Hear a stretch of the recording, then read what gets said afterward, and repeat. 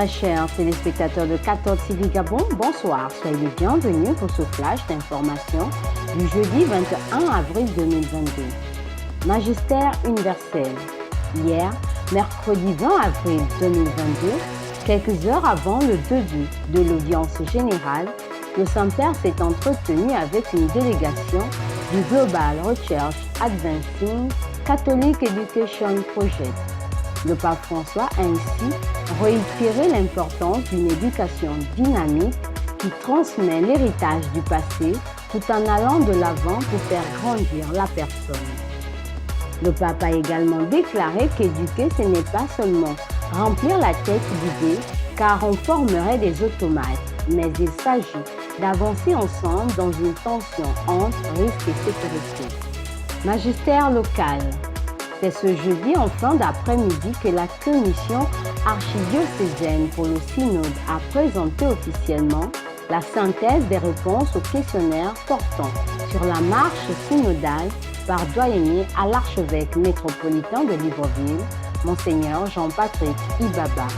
Cette rencontre s'est déroulée à la cathédrale Notre-Dame de l'Assomption Sainte-Marie et a vu la participation des prêtres, religieux et religieuses, les responsables des différents groupes et mouvements, de même que les différents membres des conseils pastoraux et économiques des diverses paroisses de l'archidiocèse de Libreville.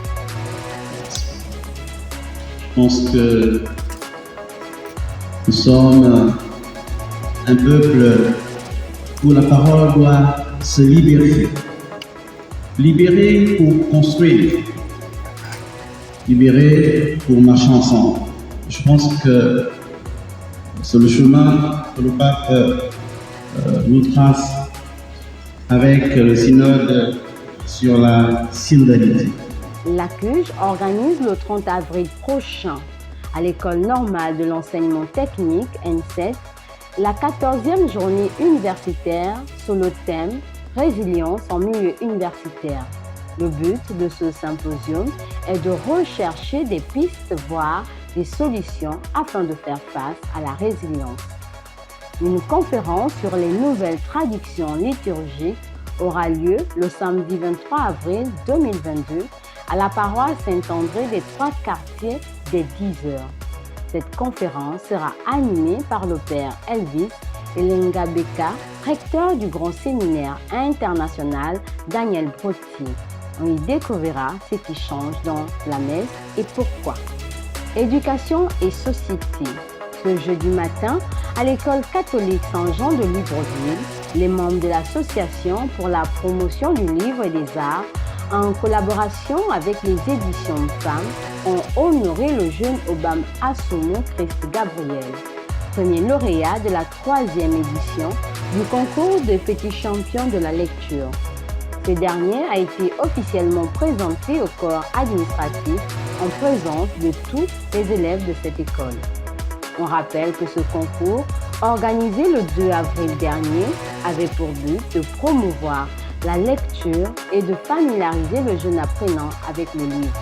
Je m'appelle Assoumo Christ Gabriel, je suis ingénieur et je suis heureux de voir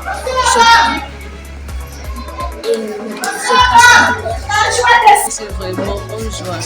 J'ai un sentiment de...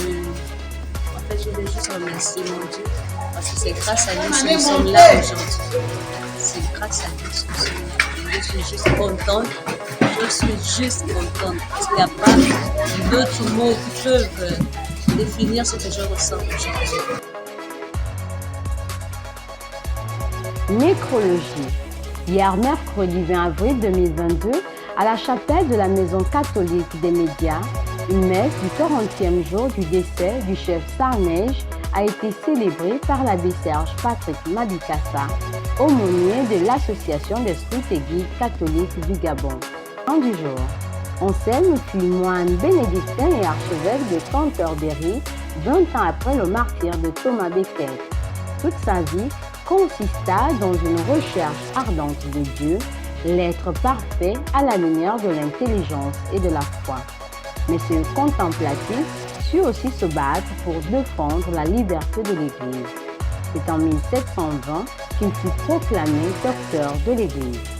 Bonne fête à tous ceux qui portent nos prénoms en scène. Très chers téléspectateurs de 14 TV Gabon, c'est ainsi que se referme le flash d'information de ce jeudi 21 avril 2022. Nous vous remercions de l'avoir regardé. En route pour les 200 ans de notre Église, gardons la foi, l'espérance et la charité.